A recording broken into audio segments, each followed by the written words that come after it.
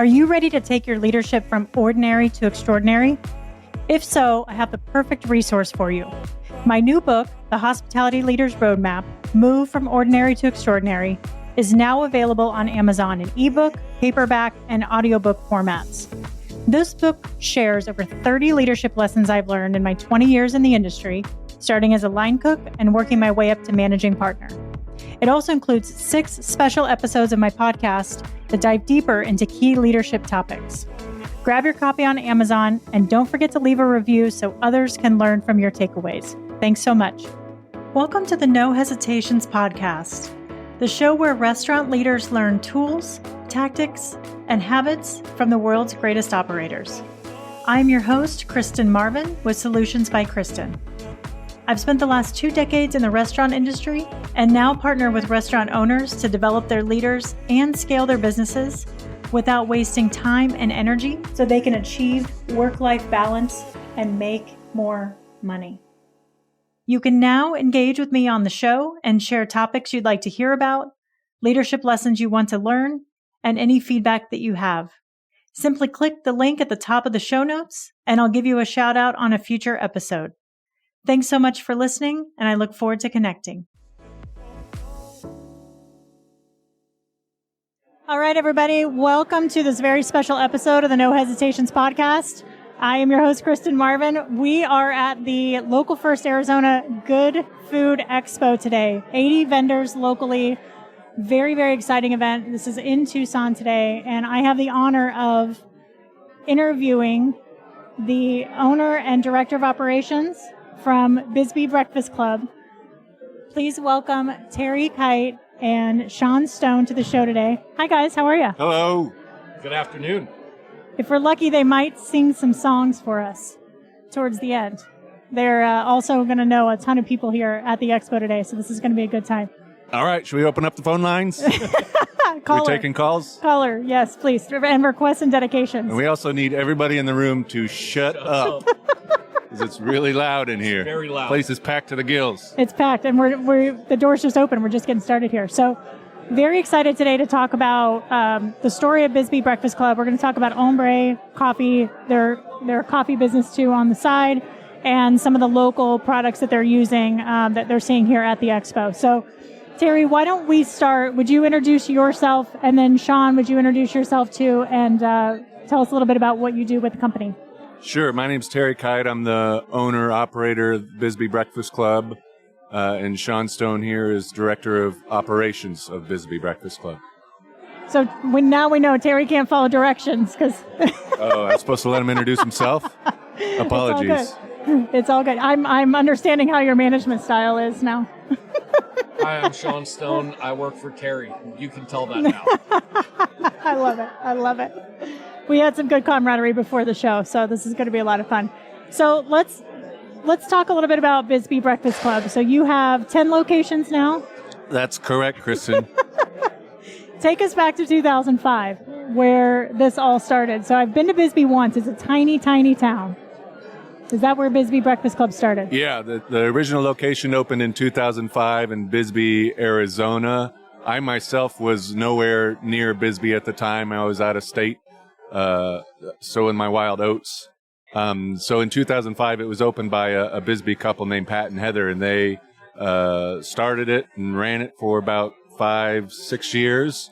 And it came across my family's radar in 2010, 2011. And we actually bought that location from them December of 2010, something like that. So it was started, we didn't start it, but we purchased the original location back about 14 years ago or whatever it is.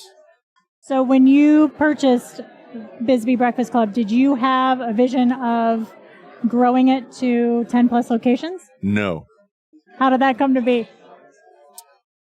I can safely say that we probably didn't know what we had on our hands pretty early on. My family has been in restaurants for forever, and my dad, my brother, and a couple other partners had a breakfast concept already that they had been running.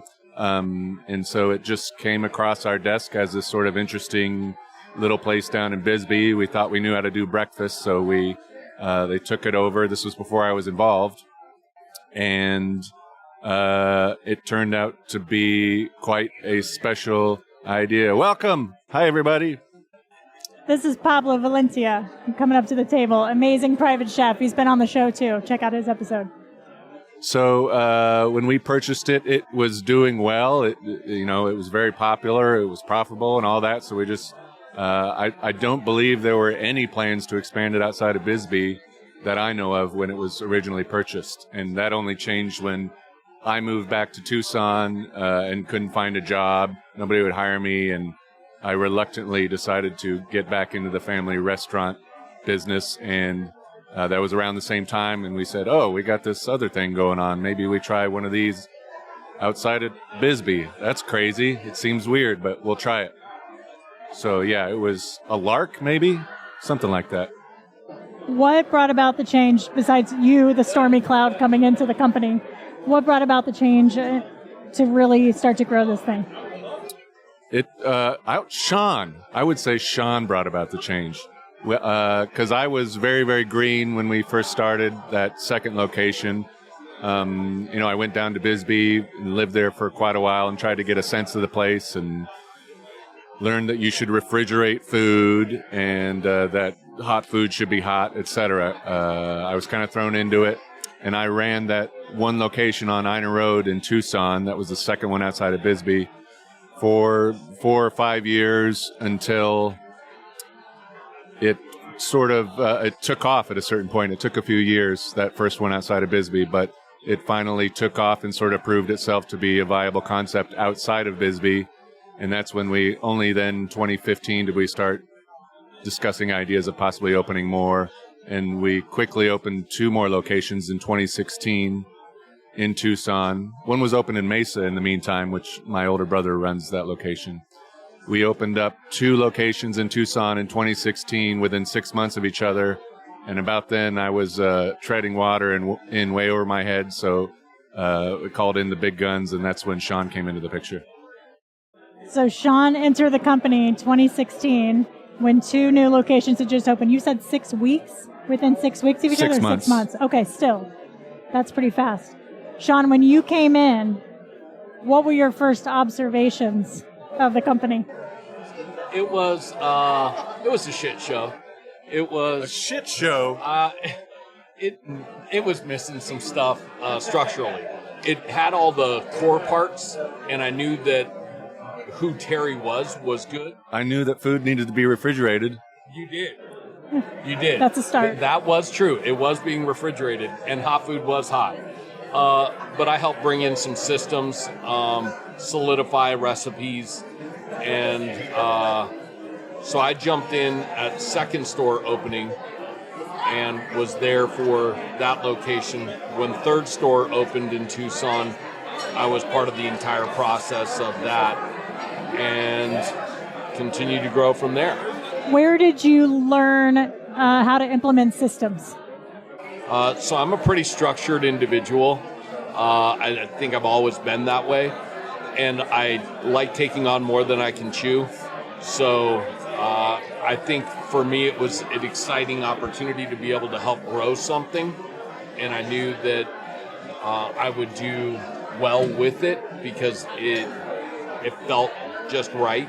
As far as coming up with the systems themselves, by working in corporate restaurants, I understood what would work and also what wouldn't work. And I could implement the good parts and maybe not take the corporate assholey parts and incorporate that. What were some of the systems that you saw that needed to be created and implemented when you first came into the business? So as an example, say one of the sauces had like 15 ingredients. And so when I went to their recipe book, it had 9 of the ingredients written down. Which was describe the recipe book, the original Bisbee recipe book, which was in diary form. Yes. Yellowed pages. It was handwritten like a journal? Yeah. Okay. And the 9 ingredients were handwritten with a photocopy of a napkin that had add-on ingredients with no directions on how to go from point A to point B to C to end result. Yeah. It worked. It worked. We got it done. Yeah. As long as you knew what you were doing. But to scale it, you couldn't do that version. So I helped create recipe book that actually made sense for somebody who you could hire that had no knowledge and could actually do it. Or yeah, how did you? It sounded like you saw an opportunity to create a lot of systems and implement a lot of great change. How did you prioritize which ones you wanted to work on first? That is a great question. These are all great questions. I'm interested to hear the answer. Me too. What was the question? Hi, everybody. We're taking a quick break to offer you an exciting opportunity. If you're a restaurant owner or manager looking to enhance your leadership skills, I invite you to join my 12-day leadership challenge.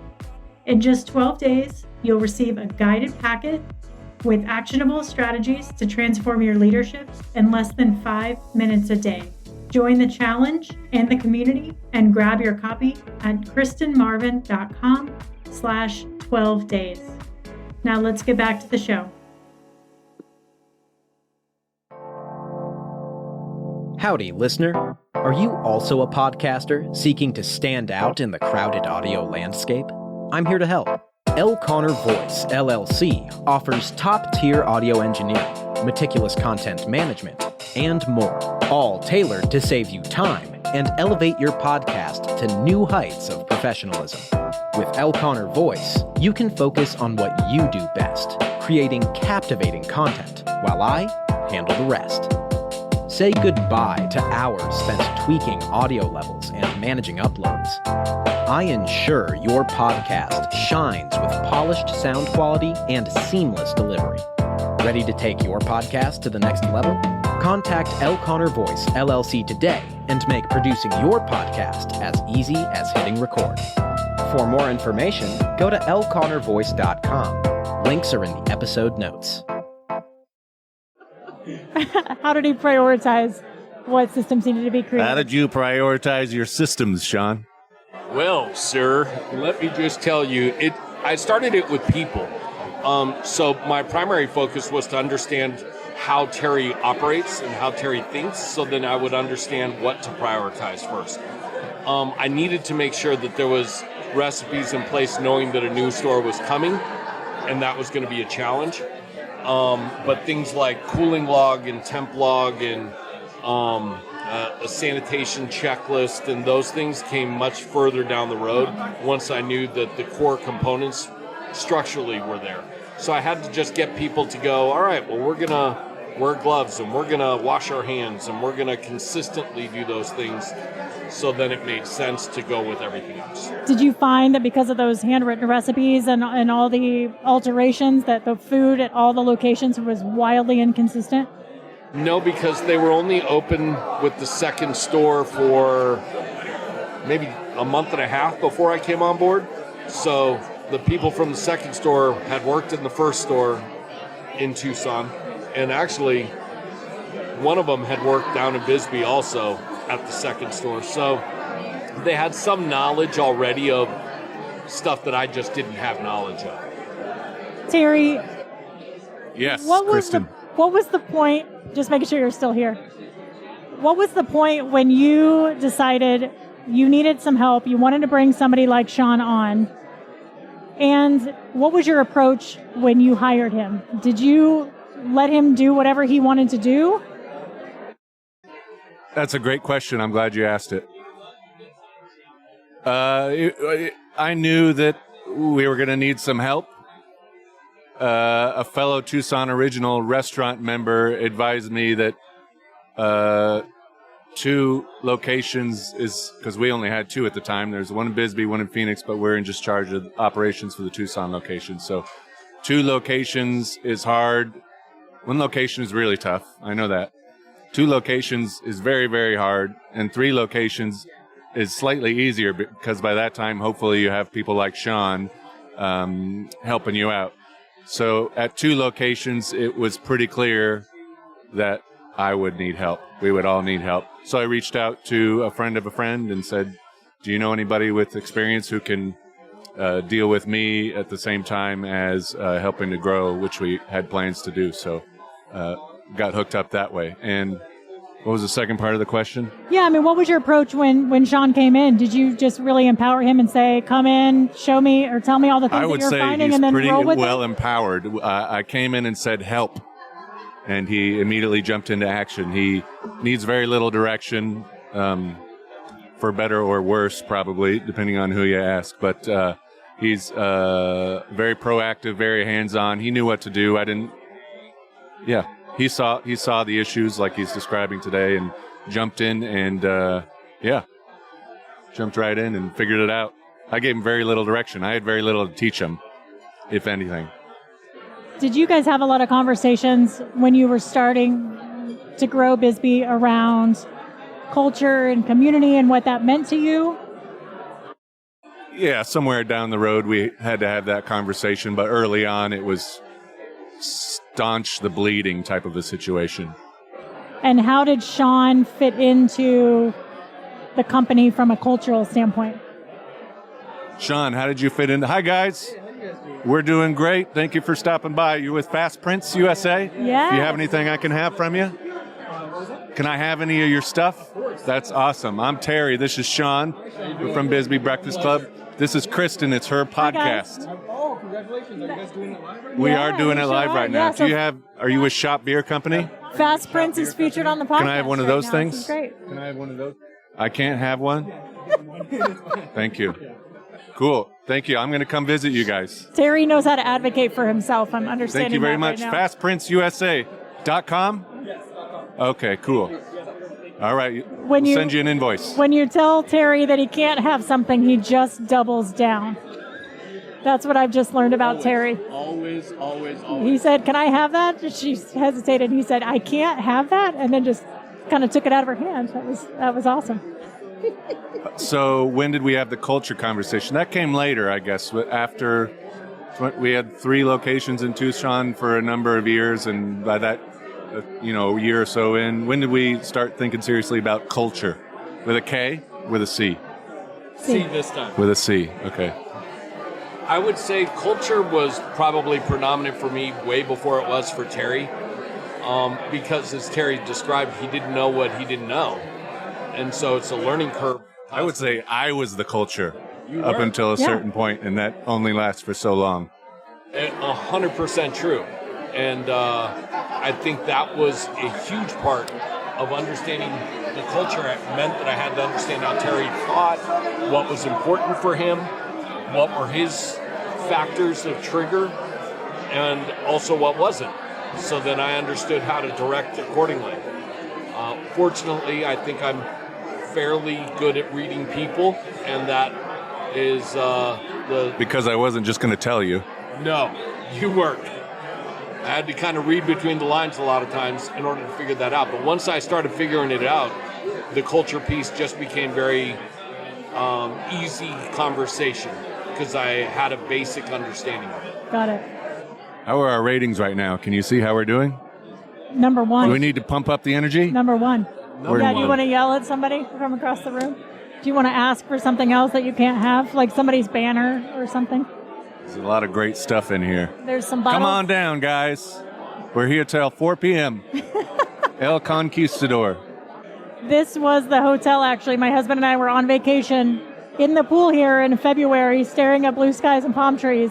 And I looked at him and said, would you consider moving? And he said, what the fuck are you talking about? And he said, where? I said, here. He goes, what? So anyway, this is El Conquistador's fault that we're here. So And how does he feel about it now? Love it. Best decision we've ever made. He's from here. He knew. Oh, he's from here. Yeah. He left when he's 11. He's happy to be back. Okay. So let's talk a little bit about scalability and local ingredients. Did you have a lot of local ingredients with the first couple locations? Yes. My memory's not that great, but yeah, we actually, early on, we were buying coffee all the way from Bisbee. There's a great coffee roaster in Bisbee. There's a couple of them, but we were buying from Bisbee Coffee Company for a number of years early on before I got into coffee myself, and they would ship it up. What else would we use locally from Bisbee? We're getting local tortillas for as long as we could, and that was a little bit easier with 1 or 2 locations, but as soon as, like you're implying, as soon as you get into larger scales, it gets a little tougher, and some of the local folks struggle sometimes, I think, to meet the demand that we've asked of them. We've come across that issue a number of times dealing with local vendors, smaller scale vendors. What was the question? Yeah, no, that's great. I'm curious, like as you started to scale, what were some of the pain points that you saw with working with local vendors?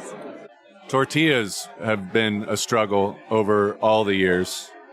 There's a lot of great tortillas made in Tucson. There's some crummy tortillas that are available, and we can certainly get crummy tortillas any day of the week delivered to our doorstep, but tortillas have been tough for some reason or another, right? Yeah, tortillas have been tough due to humidity and due to the way that they're produced. In order to make a fresh tortilla, you're making it in an environment that needs the moisture. But to package that and then go through the quantity that we go through becomes a challenge. And so it's been an experience to have to sort through that and then figure out, okay, how do we navigate to find the right product that's still locally Arizona local, but can handle the abuse that or the volume that we go through. And we early on also, we're always deriving our inspiration from Bisbee, and I just remembered early on, what's up? Oh man, I just did the what's up.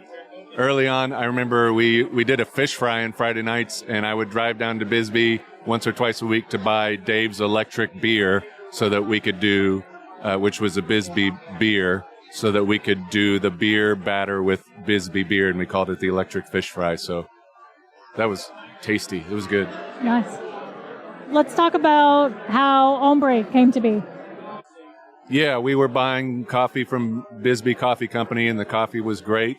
And it was probably just initially a cost-saving measure. You're always reevaluating where you're getting stuff from and if there's a smarter way to do it. And just Googling or looking on the interwebs or whatever, we sort of realized, that some people roast their own coffee. And I'd been down to Bisbee Coffee Company down in Bisbee and seen how they do it. And said, well, geez, we got a bunch of breakfast restaurants. Maybe it would be smart to look into doing it ourselves. And then I sort of went down the rabbit hole and got pretty obsessed with coffee, and we bought a commercial roaster, started up a sister company, and now we roast a lot of coffee. Did you start roasting with the intention of just supplying the Bisbees and supporting the growth and selling to other businesses in town and nationally? Originally, the intention was just to supply our own restaurants, and even now that's our focus. We do have some outside wholesale accounts, but it's very limited. We don't necessarily go out of our way to advertise ourselves as such. We are distributed through Merit Foods, who's also here. So you can buy Hombre coffee through Merit Foods. But our focus is, we have our hands full with our own restaurants, I guess is what it comes down to. So short of hiring a coffee Sean Stone to grow that side of it, we're just sort of happy where we're at. What were some of the challenges that you encountered opening the coffee roaster? That's a great question. I'm glad you asked it. Struggles.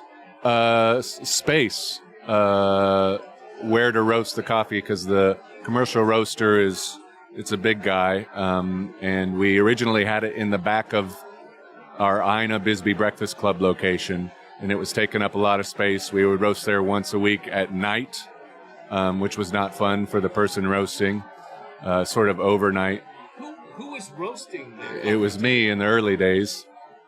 And we were roasting for probably 10 restaurants at night at a breakfast restaurant in the very back. And storing the unroasted coffee was tough. And us being in the way of the restaurant operations in the back was tough. So we were there for maybe two or 3 years until we finally decided to make the leap. And we purchased a building specifically for roasting coffee, and that allows us a lot more working space and storage of green coffee, which is pretty key because now we can order multiple pallets of green coffee at a time, and which helps save money, and it's just makes a lot more sense. Much better systems now. Hombre was one of the first coffee shops I visited, and I'm going to say I'm sorry, I wasn't targeting Ombre. I was going to Barrio Bread, and we happened to grab an espresso That's to wait the in line. only reason we're there. We're riding on Don's coattails. Because Barrio Bread's right next door. And so that was one of the first places we came in town. But I will say it is some of the most delicious coffee I've had. I was absolutely blown away by the quality. Thank you. Yeah.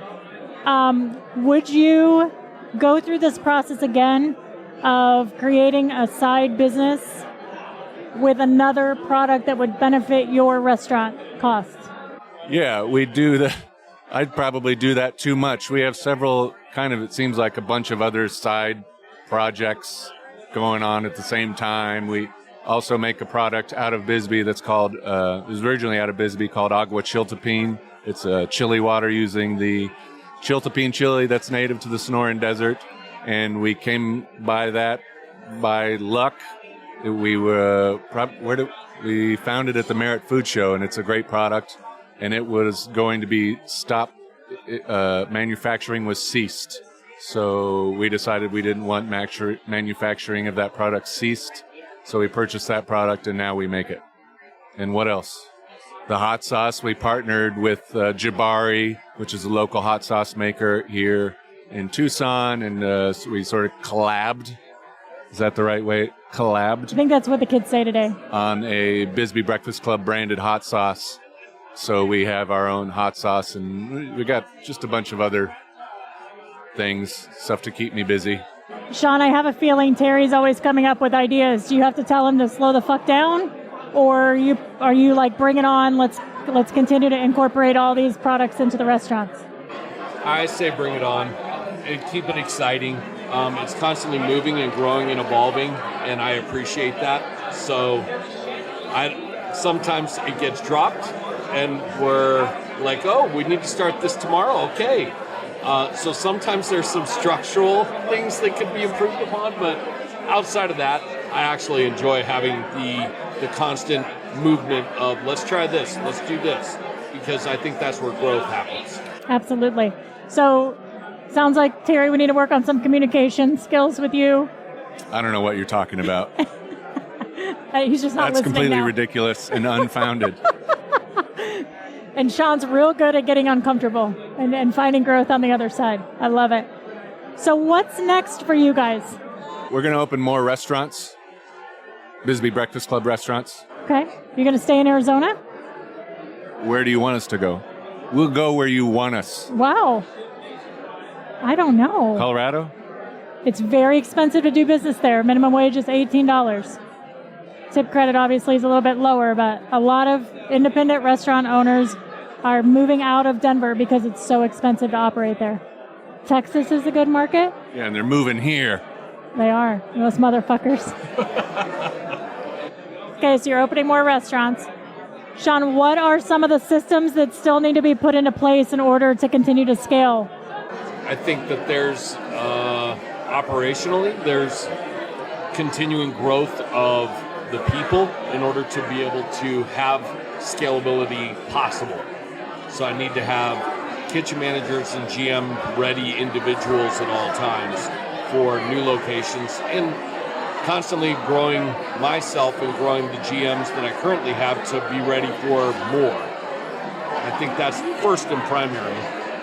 I would say continuing the relationships with different vendors and different manufacturers and distribution to be able to help us scale, and hopefully, just like with Jabari coming up with the collab, finding new ways to be able to elevate who we are differently than all the other breakfast, lunch, or dining segment as a whole. Yeah. Terry, if somebody gave you tens of millions of dollars, what one major thing would you change or innovate about the business? Do I have to invest it in the business? Is that what you're saying? Yeah. I can't just abscond? Uh, How much? How much did you let's say $50 million. $50 million, Terry. What would you do with it? Swearing a lot. Oh, I'm sorry. It's okay. I checked the explicit box. That's a hard question. What would we do if we had so much money? We would open a bunch of restaurants real fast. You would. You'd invest in more locations. Yeah. What else would we do with it? Okay. Yeah, I think we're, I guess, married to the brick and mortar. I think we're married to full service at this point. We're open to other concepts. I mean, all my partners and Sean and everybody, we Bisbee Breakfast Club is the thing, but we're open to other concepts and other partnerships and stuff, and something else comes along, then we're all ears. So that would, other than building more Bisbee Breakfast Clubs, there could be some opportunities in partnering with other folks on other concepts and growing that route. What do you think? Yeah, I agree. Okay. Wholeheartedly. I love it. All right. Well, thank you two so much for coming on. This has been a blast. Appreciate you being at the expo. And thanks for having us. Absolutely. Where do we go to the website? www.nohesitations. Is that right? Oh, I think we're going to plug your restaurant. No. NoHesitationspodcast.com. But if they're listening to this, they've already anywhere. found it, so that doesn't make any sense. But go visit Bisbee Breakfast Clubs and Ombre Coffee. Go to www.bisbeebreakfastclub.com. Awesome. Thank you guys so much. We'll talk to you soon. Thank you. Thank you.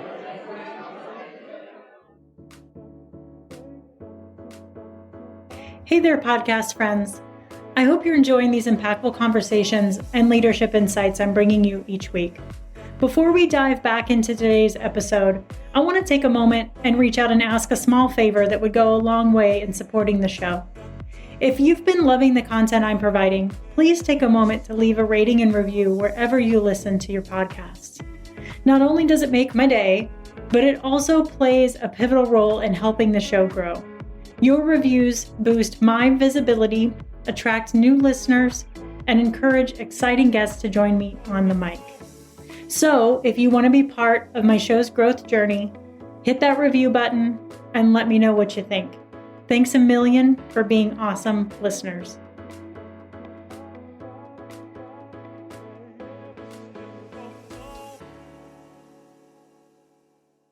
All right, Kimberly Briggs, we are back at the Good Food Expo today, and my next guest is the amazing Kimberly Briggs. I'm going to have her introduce herself and talk a little bit about her company, and then we're going to hear her amazing story. Kimberly, welcome to the show. Hi, thank you for having me. I'm really excited to be here. Absolutely. So tell us about your company.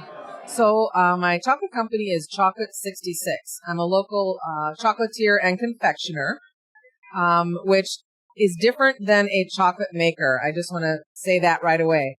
A chocolate maker, you might have heard the expression bean to bar, which is just that. They work with the cocoa, the cacao bean, and then they grind it and conch it and add sugar and various flavors, and then they create their product. Me, I'm a chocolatier and a confectioner, so I start with an already made chocolate product. I use a beautiful milk chocolate from Belgium, out of Calavo chocolate, and I also work with a dark chocolate that's dairy-free, 100% dairy-free and vegan. Not all dark chocolates are the same. They're not all dairy-free, so you kind of have to have an eye for that, for allergens or preference or whatever. So yeah, Chocolate 66, I work with those products. I fashion, dare I say, beautiful bars. They are beautiful. Thank you. I can attest to that. I And have delicious. 23 different kinds now that I made. Amazing. Full list. Yeah, thank you. Where did 66 come from? Oh, funny you should ask.